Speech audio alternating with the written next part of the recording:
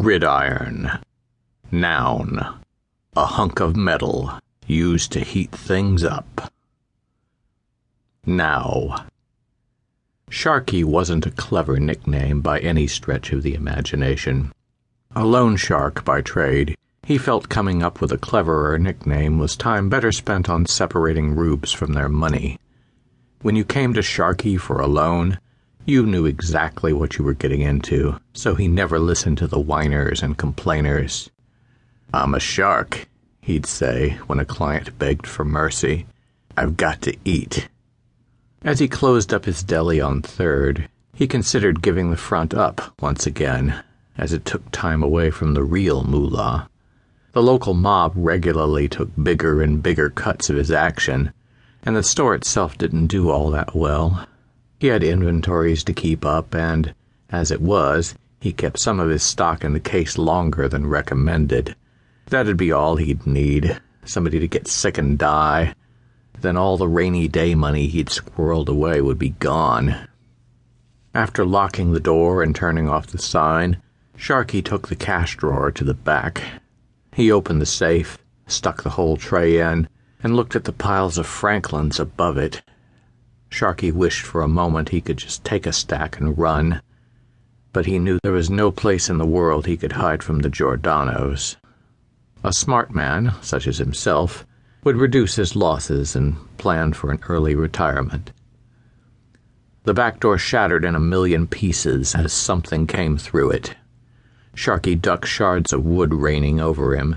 He reached for the gun he had hidden in the safe for just such emergencies. Gun out and reflexes taking over, Sharky fired without thinking. 6 bullets unloaded into a hulking shape standing just on his side of the doorway, yet the thing still stood there.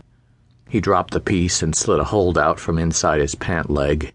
He fired again, but the bullet just bounced off and shattered a nearby lamp. The room went dark, save for the light from the alleyway, casting the Man Mountain in an eerie glow, its massive form a terrible visage of ruthlessness. Sharky cowered into a corner of the room as it advanced. "What do you want?" Sharky croaked. "Take the money, it's not mine." "I know." The voice carried with it all the misery of a life gone wrong. It was empty of joy and concern. "Then you know what'll happen, right? You won't get away with taking the mob's money. The Giordanos, they'll come for you." "I hope so."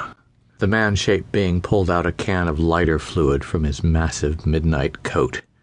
He sprayed the contents into the safe, making sure he coated all the dough inside. With his sizable hand, he reached over and lifted Sharky off the floor. With the other, he struck a match against Sharky's desk. The lone man screamed and tried to free himself, but the monster's gauntlet was too strong. "Tell your masters about this.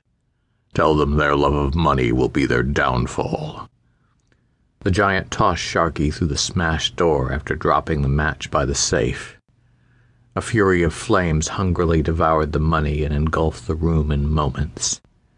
In a pile of alley trash, he watched as the inferno burned his livelihood.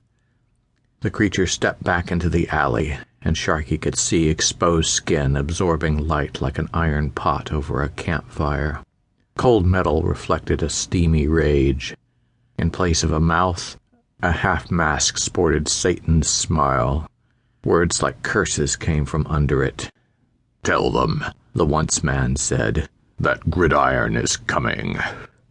To keep listening to this audiobook, I've left you a link in the description so you can do it, at no cost thanks to Audible's 30-day free trial.